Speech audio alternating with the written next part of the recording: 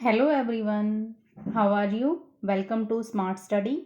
My name is ज्योति और आज के इस लेक्चर में हम डिस्कस करने जा रहे हैं सेट 3 इंग्लिश लिटरेचर एमसीक्यूज़। और ये किस किस के लिए बेनिफिशियल होगा?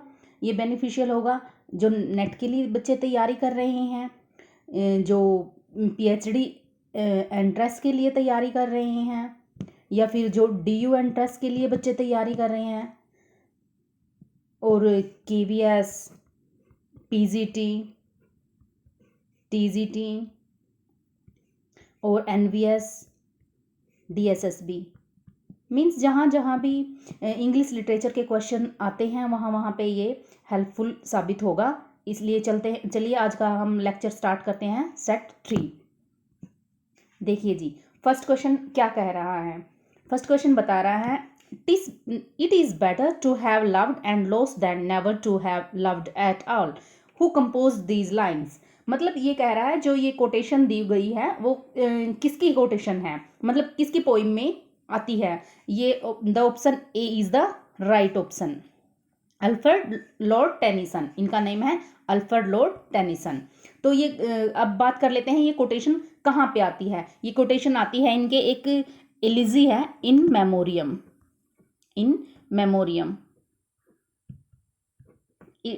इसकी पब्लिकेशन डेट है 1850। ये क्या है? इलीजी क्या होती है? ये एक डेथ सॉन्ग होते हैं। मीन्स डेथ के टाइम पे या किसी को जब कोई अपना जो करीबी काफ़ी जब क्लोज फ्रेंड होते हैं उनकी डेथ हो जाती है, उनके लिए लिखी जाती हैं लगभग, या कोई भी हो सकता है। इलीजी एक डेथ सॉन्ग होता है, ठीक है। ये इन्होंने किसके लिए लिखी थी? मतलब आर्थर हेनरी हेलम, इनके एक फ्रेंड होते हैं, ये उनकी डेथ हो जाती है, उनके लिए लिखी जाती है। और इसका जो इन मेमोरियम का ओरिजिनल टाइटल क्या होता है? द वे ऑफ सोल, ठीक है। तो यहां से क्या पता चला? ये किन के ऊपर बेस्ड है?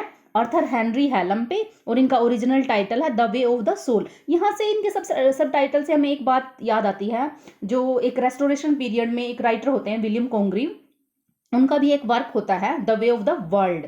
हाँ, क्यों बता रही हूँ? क्योंकि वहाँ पे जैसे नेम सेम है ना इनका, सब इन मेमोरियम के सब टाइटल से, जैसे विलियम कॉन्ग्रीव का वर्क है the way of the soul, जैसे वो सेम है ना, इसी टाइप से इनमें एक कोटेशन आती है विलियम कॉन्ग्रीव के एक वर्क में the way of the world. क्या आती है? वहाँ पे सेम कोटेशन है एज इट इज, बस यहाँ पे क्या कर दिया जाएगा? It is better to have left, love की जगह टू हैव लेफ्ट, ठीक है। तो इस टाइप से आ सकती है कोटेशन। थोड़ा सा चेंज कर देते हैं ज़्यादा टिपिकल बनाने के लिए।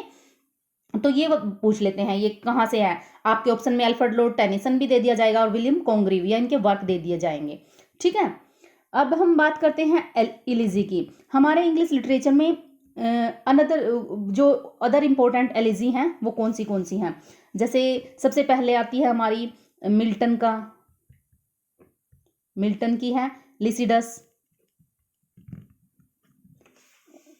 इनकी पब्लिकेशन डेट इंपॉर्टेंट है सभी की, जो इन मेमोरियम की थी और जो अब मिल्टन लिसिडस की है। मिल्टन की जो लिसिडस है उसकी इंपॉर्टेंट है, और शैले जो कि एक रोमांटिक पोइट थे, इनकी है एडोनिस। स्पेस कम पड़ जाता है लिखने के लिए। इनका पब्लिकेशन है 1821। और अब आती है मैथ्यू अर्नोल्ड, जो कि एक विक्टोरियन पोइट हैं, इनकी होती है थायरेसिस। इसकी पब्लिकेशन डेट है 1865, ये इनकी डेट है। अब हम बात करते हैं लिसिडस किस पे बेस्ड है। इसको मैं चलो ओरली ही बता देती हूँ। मिल्टन की लिसिडस बेस्ड है on king Edward, means king Edward की डेथ पे लिखी गई है। और शैली की एडोनिस बेस है कीट्स, इन्होंने कीट्स की डेथ पे लिखी थी, जो एक कीट्स जो होते हैं एक ये भी रोमांटिक पोइट होते हैं। और जो मैथ्यू अर्नोल्ड थायरेसिस है वो ये आर्थर ह्यूज क्लफ, जो इनके फ्रेंड होते हैं मैथ्यू अर्नोल्ड के, उस पे बेस्ड है।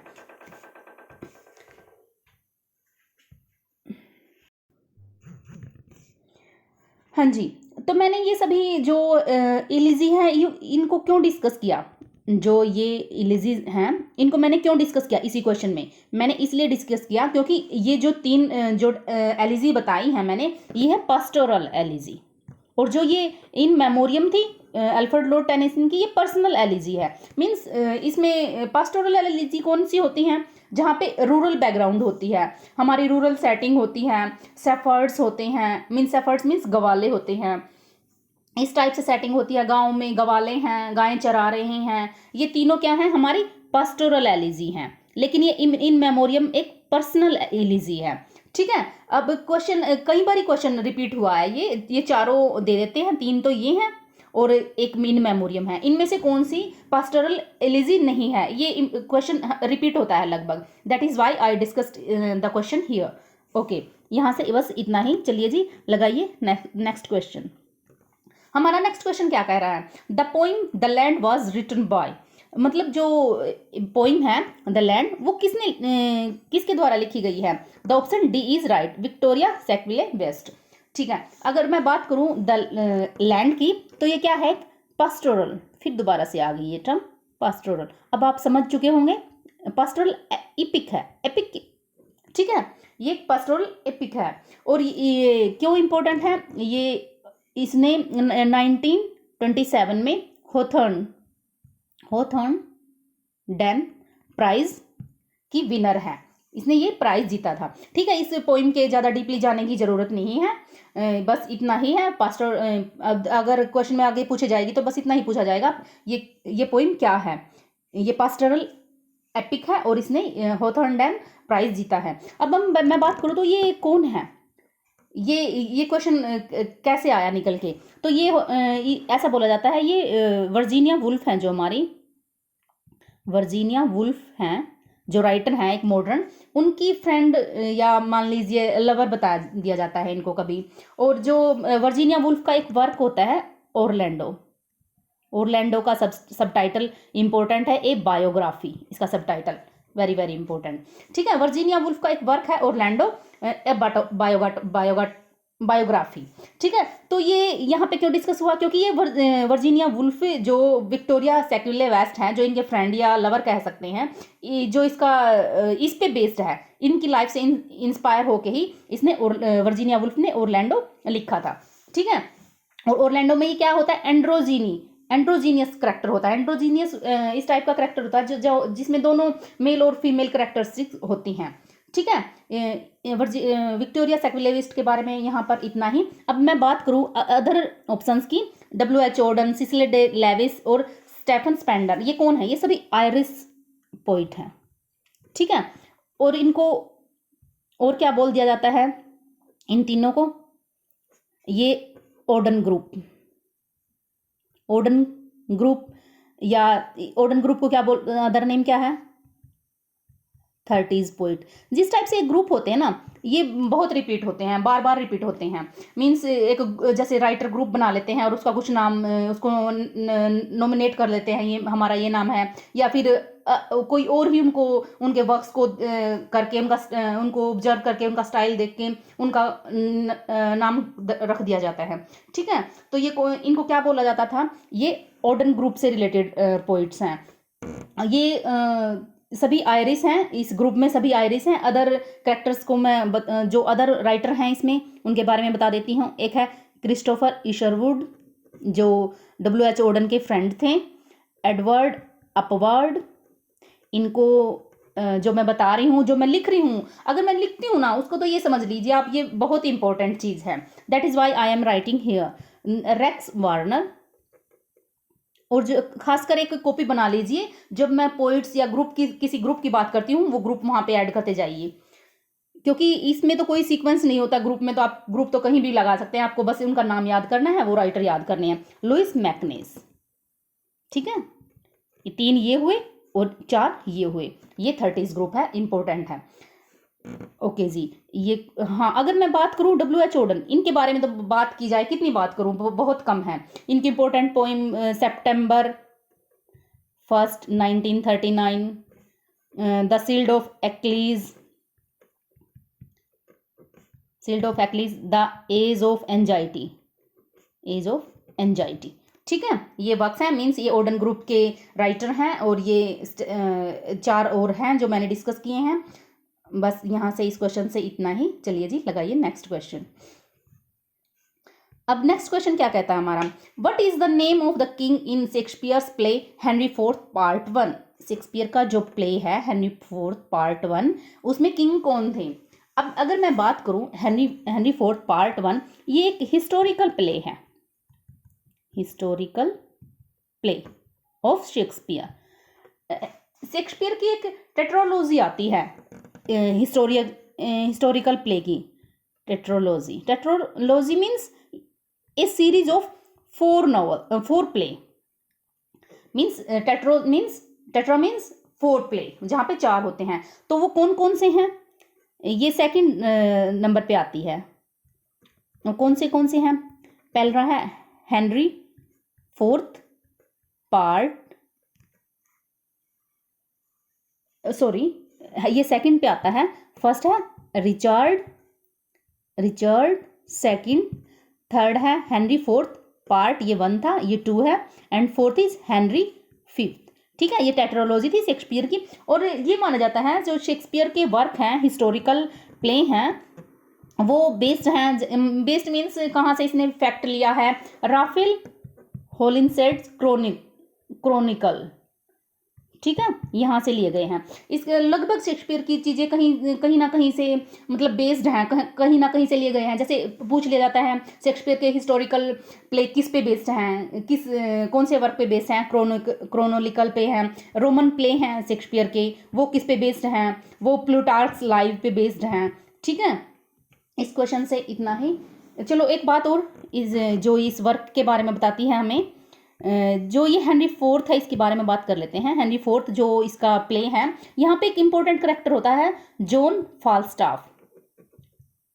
ये कॉमिक करेक्टर है और बार बार रिपीट हो रहा है इसके शेक्सपियर के प्ले में। लगभग 3 प्ले में आता है ये, जैसे एक तो इसमें ही आ गया, फिर पार्ट 2 में भी आ रहा है, और फिर एक अनदर प्ले था इसका the merry wives of Windsor. ठीक है, that is why the character is so important. यहाँ से बस इतना ही। चलिए जी लगाइए नेक्स्ट क्वेश्चन। हाँ जी, देखिए अपना 24th क्वेश्चन क्या बता रहा है, what is the common among the following. जो ये दिए हुए हैं वर्क्स, इनमें क्या कॉमन है। इफ आई डाई टुडे, अगर मैं इसकी चलो अलग से अलग अलग डिस्कस कर लेते हैं इसको। इफ आई डाई टुडे, ये शशि देश पांडे का वर्क है, और यहाँ इसका मेन कैरेक्टर होता है गुरु। क्या होता है, एक कैंसर पेशेंट है, और ये एक मेडिकल कैंपस में होते हैं। मेडिकल कैंपस मीन्स इसकी सेटिंग यूनिवर्सिटीज़ में है। ये एक यूनिवर्सिटी नोवेल है, या मीन्स एकेडमिक नोवेल लगा लीजिए, या इसको कैंपस नोवेल बोल लीजिए। शशि देशपांडे का वर्क है, इसमें गुरु मेन कैरेक्टर है जो कैंसर पेशेंट है। अगर मैं एटम एंड सरपेंट की बात करूं, ये वर्क है प्रेम नंद कुमार। ठीक है, और ये भी एक कैंपस नावल है। इसका सबटाइटल ही है ए novel off campus life in India today. ठीक है, अगर मैं बात करूं द ड्रंक तंत्रा, ये वर्क है रंगाराव, और ये जैना कॉलेज में सेटिंग है इसकी, वहाँ पे सेट हुआ है, वहाँ पे बैकग्राउंड है, मोहन मेन कैरेक्टर है यहाँ पे। ठीक है, ये भी इसकी सेटिंग भी कॉलेज में है। इसके जो सब टाइटल में ही आ गया, कैंपस लाइफ है, और ये भी कैंपस में ही सेटिंग है। अब बचता the awakening, this is written by Rita Joshi, और इसका सब टाइटल है, एक मिनट, इसका सब टाइटल है अवेकनिंग का ए नोविला इन राइम। ठीक है, तो क्या निकल के आता है हमारा, ये क्या हो सकते हैं, ट्रैवलॉगी हो सकते हैं, एलेगरी, सटायर, कैंपस। तो ये option D is the right option. ठीक है, इनके बारे में यही है, बस इतना ही है, ज़्यादा डीपली जाने की ज़रूरत नहीं है। न्यू क्वेश्चन है, यहाँ से बस इतना पूछा जा सकता है, ये किसका वर्क है, ये किसका वर्क है, या इसमें मेन कैरेक्टर कौन है। अगर आप चाहो तो थोड़ा हल्की फुल्की समरी देख सकते हैं इसके बारे में। चलिए जी, लगाइए नेक्स्ट क्वेश्चन। हाँ जी, please subscribe share and like our channel, ताकि मैं आगे से आगे आप और अच्छी से अच्छी वीडियो लेके आ सकूँ। मैं चाहती हूँ कि यहाँ पे कोई एक यूजीसी नेट के लिए कोर्स भी स्टार्ट किया जाए, तो आप जितना मेरे चैनल को सब्सक्राइब करोगे, मेरा उतना हौसला बढ़ेगा। आप अपने फ्रेंड्स के साथ इसको शेयर कीजिए, मेरी वीडियोज़ को लाइक कीजिए और कमेंट भी ज़रूर कीजिए, और बेल आइकन भी दबा दीजिए, ताकि आपको आगे से आगे नोटिफिकेशन मिलती रहे। Please subscribe our channel. हाँ जी, 25th क्वेश्चन क्या बता रहा है, ये सॉरी, यहाँ पे नैनत्रा सहगल है।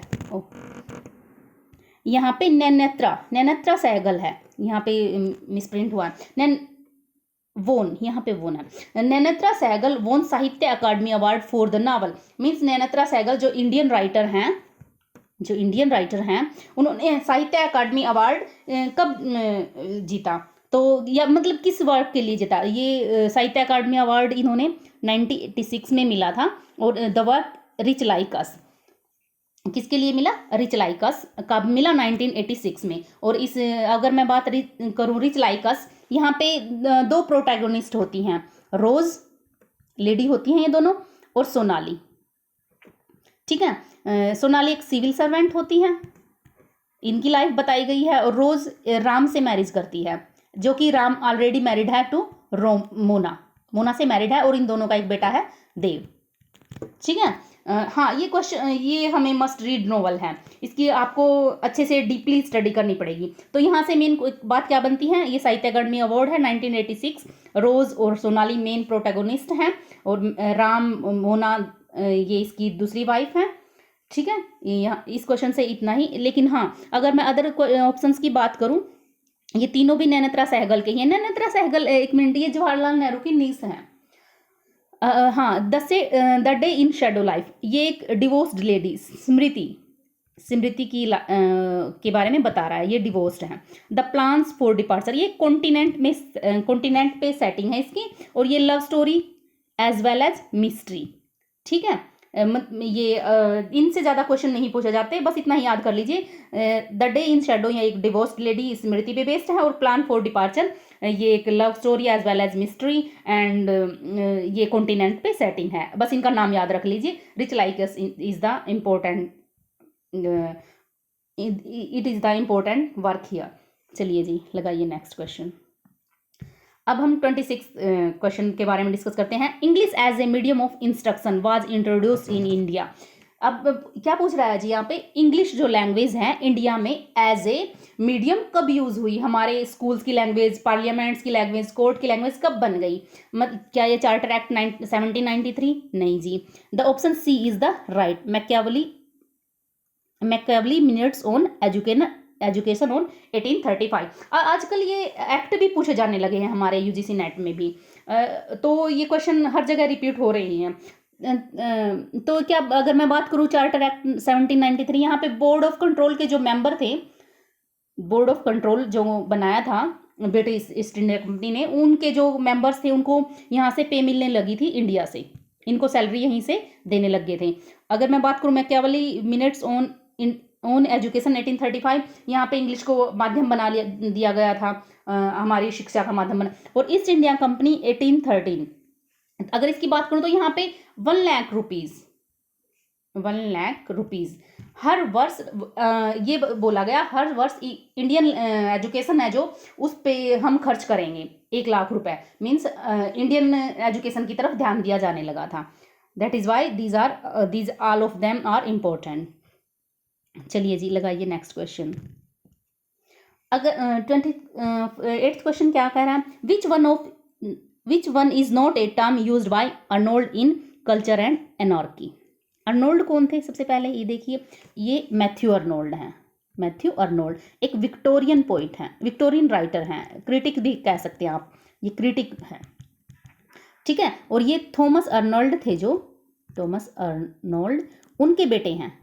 ठीक है, थॉमस, और ये थॉमस अर्नोल्ड ये भी एक राइटर थे। ये रग्बी चैपल होता है एक स्कूल, उनके हेडमास्टर थे। मैथ्यू अर्नोल्ड के फादर थे थॉमस अर्नोल्ड, और रग्बी चैपल के हेडमास्टर थे। और मैथ्यू अर्नोल्ड कौन थे? विक्टोरियन क्रिटिक थे। अब बात करूँ मैं कल्चर एंड एनार्की। अगर मैं बात करूँ कल्चर एंड एनार्की, ये एक पीरियोडिकल ऐसे था, पीरियोडिकल ऐसे, जो एक एज ए बुक पब्लिश हुआ, एज ए बुक आया 1869 में। और यहाँ पे एक बहुत अच्छी अच्छी टर्म्स यूज कर रहा है ये, like sweetness and light, sweetness and light, barbarian, populace and philistine. हाँ, जो टर्म यहाँ पे यूज नहीं कर रहा वो है C, means option C is the right option. ठीक है, कौन कौन सी टर्म यूज कर रहा है? स्वीटनेस एंड लाइट, अलग अलग हैं ये, बारबेरियन, पॉपुलस एंड फिलिस्टीन। ठीक है जी। हाँ, मैथ्यू अर्नोल्ड के अगर आप अदर वर्क्स के बारे में डिस्कस करना चाहते हैं तो डोवर बीच है, बहुत अच्छा वर्क है। स्कॉलर जिप्सी है, और इनका थायरेसिस जो इलिजी है वो मैं ऑलरेडी अभी इस वीडियो में डिस्कस कर चुकी हूँ। ओके जी, यहाँ से बस इतना ही लगाइए जी। नेक्स्ट क्वेश्चन 29th क्वेश्चन देखिए क्या कह रहा है। S T. Coleridge statement regarding poet's ability that dissolve, diffuse, dissipate in order to recreate rappers. जो ये कोटेशन है डिसॉल्व, डिसिप्यूट, तो ये किस को रिलेट्स है? कौन सी इमेजिनेशन से रिलेशन है? फैंसी नहीं है, रीजन नहीं है, यहाँ से बताइए। मीन्स वो कौन सी एबिलिटी है जो ये बताती है पहले चीज़ों को डिसॉल्व करो, डिफ्यूज़ करो, फिर दोबारा से रिक्रिएट करो। मीन्स थोड़ा क्रिएटिविटी बता रहे हैं यहाँ पे। तो ये एस.टी. कोलरिज है जो अपने बायोग्राफिया, एक वर्क है लिटरेरिया में, ये बातें डिस्कस करता है। ये 1817 में पब्लिश हुआ था। ये क्या बताता है? एक प्राइमरी वो इमेजिनेशन होती है और एक सेकेंडरी। प्राइमरी इमेजिनेशन के बारे में बताता है, ये ओनली एक इमिटेशन है। यहाँ पे सिर्फ हम इमिटेशन करते हैं जब हमारी प्राइमरी वो होती हैं, या इमेज बनाई जाती है, कॉपी होती है, टोटली कोई नॉलेज नहीं होती। ये लगभग छोटे बच्चों में पाई जाती है, नो नॉलेज। लेकिन सेकेंडरी इमेजिनेशन के बारे में जब वो बात करता है तो क्या बताता है वो? ये क्रिएटिव होती है, क्रिएटिव होती है। यहाँ पे हम कुछ नया, न्यू लाने की कोशिश करते हैं। ठीक है, सेकेंडरी इमेजिनेशन में हम क्रिएटिव होती है, कुछ न्यू नॉलेज भी होती है यहाँ पे। ठीक है, ये टोटली कॉपी होती है। इसके लिए अनदर जो टर्म कोलरिज ने बताई है, एस्मे प्लास्टिक, इसमें प्लास्टिक, ये आपको कहीं नहीं मिलेगा और क्वेश्चन में 100% आएगा, कहीं भी नहीं मिल सकता। आज नहीं तो कल रिपीट होगा, आएगा जरूर। तो किस अब आज किसने क्या पूछा इन्होंने? Dissolve, diffuse in order to recreate. ये टर्म्स किससे, कौन सी इमेजिनेशन से रिलेटेड है? The option C is the right. और कभी बाद में ये क्वेश्चन पूछ लिया जाएगा, एस्मे प्लास्टिक कौन सी इमेजिनेशन को एस.डी. कोलरिज ने बोला है? तो ये किसको बोला है? ये भी सेकेंडरी इमेजिनेशन को। ओके जी, लगाइए नेक्स्ट क्वेश्चन। हमारा लास्ट और 30 क्वेश्चन क्या बता रहा है? What is supposed to conceit in metaphysical poetry. Means conceit क्या है? जो मेटाफिजिकल, ये वर्ड कल भी डिस्कस किया था हमने, या मीन्स ये कौन है, मैंने आपसे कमेंट करके भी बताने के लिए बोला था। ये मेटाफिजिकल पोइट्री में जो मेटाफिजिकल पोइट थे कंसीट वर्ड यूज करते थे। क्या था ये क्या है? कंसीट एक फिगर ऑफ स्पीच है, फिगर ऑफ स्पीच है। और ये क्या बताना चाह रहे हैं, क्या होता है यहाँ पे? इसमें चलो मैं इसको एक इजी लैंग्वेज में करके बता देती हूँ।